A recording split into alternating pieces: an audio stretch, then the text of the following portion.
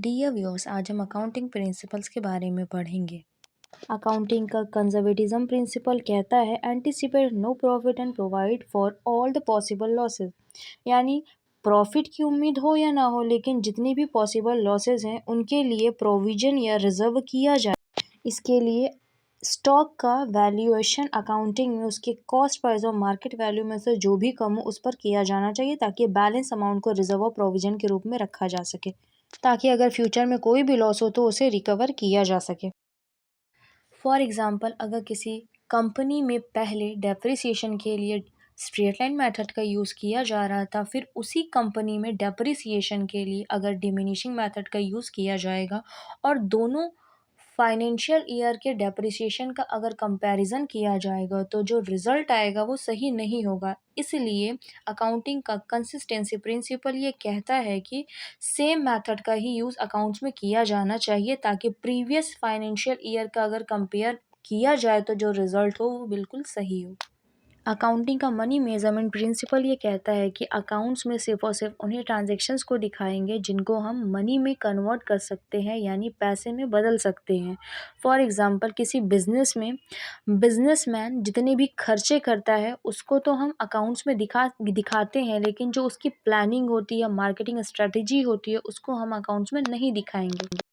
Accounting का cost principal ये कहता है कि अकाउंटिंग में स्टॉक का वैल्यूएशन उसकी कॉस्ट प्राइस पे किया जाए, यानी कि जिस भी प्राइस पे वो खरीदी गई है। अकाउंटिंग के बिजनेस एंटिटी प्रिंसिपल के अकॉर्डिंग बिजनेस और बिजनेसमैन दोनों अलग अलग इंडिविजुअल्स हैं। अगर बिजनेसमैन को अपनी खुद की कैपिटल जो कि उसने बिजनेस में इन्वेस्ट की है उसका कुछ हिस्सा अपने पर्सनल यूज़ के लिए लेना होगा तो उसे अकाउंटिंग में ड्राइंग के नाम से लिखते हैं, जिसे उसे वापस चुकाना होगा, जो उसकी लायबिलिटी होगी। अकाउंटिंग का गोइंग कंसर्न प्रिंसिपल ये कहता है कि कोई भी बिजनेस तब तक चलता रहेगा जब तक कि उसका ओनर इंसॉल्वेंट नहीं हो जाता, यानी बिजनेस हमेशा चलता रहेगा। अकाउंटिंग का मैचिंग प्रिंसिपल कहता है कि किसी भी बिजनेस का मेन ऑब्जेक्टिव प्रॉफिट गेन करना होता है और कोई भी बिजनेसमैन को रिस्क बियर करने के लिए प्रॉफिट मोटिवेट करता है। इसीलिए बिजनेसमैन को चाहिए कि वो अपने एक्सपेंस और इनकम का कंपेयर करते रहे, ताकि उसे ये मालूम हो कि कितना एक्सपेंस करके उसे कितना प्रॉफिट गेन हुआ है। अकाउंटिंग के मटेरियलिटी प्रिंसिपल के अकॉर्डिंग अकाउंट्स में उन्हीं बातों और इन्फॉर्मेशन को दिखाना चाहिए जो कि एग्जैक्ट और सही हो।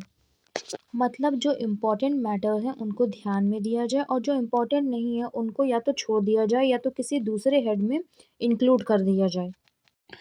अकाउंटिंग में दिखाए जाने वाले ट्रांजैक्शंस की वैल्यू सही है या नहीं है, इसके लिए अकाउंटिंग का ऑब्जेक्टिविटी प्रिंसिपल ये कहता है कि अकाउंटिंग ट्रांजैक्शंस की रिसिट या वाउचर को एविडेंस के रूप में रख लेना चाहिए, ताकि फ्यूचर में ये प्रूफ हो सके कि जितने भी ट्रांजैक्शंस अकाउंट में दिखाए गए हैं वो बिल्कुल सही हैं।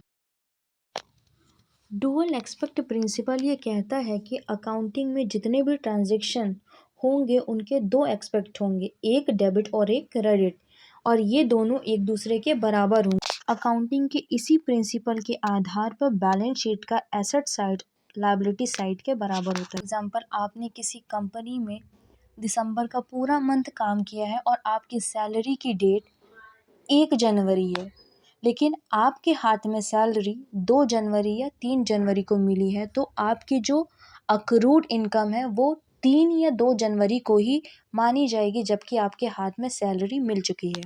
इसे ही अकाउंटिंग का रेवेन्यू रिकॉग्निशन प्रिंसिपल कहते हैं।